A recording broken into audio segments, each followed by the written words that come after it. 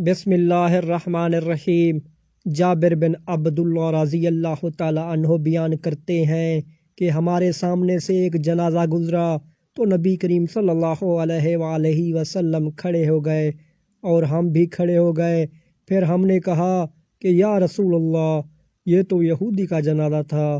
آپ صلی اللہ علیہ وآلہ وسلم نے فرمایا کہ جب تم لوگ جنازہ دیکھو تو کھڑے ہو جایا کرو۔ صحیح بخاری حدیث نمبر 1311۔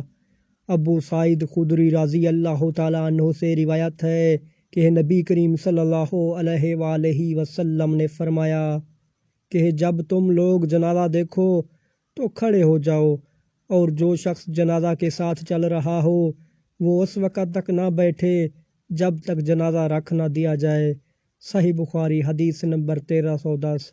اللہ تعالی ہمیں ان پیاری احادیث مبارکہ پر عمل کرنے کی توفیق عطا فرمائے، آمین۔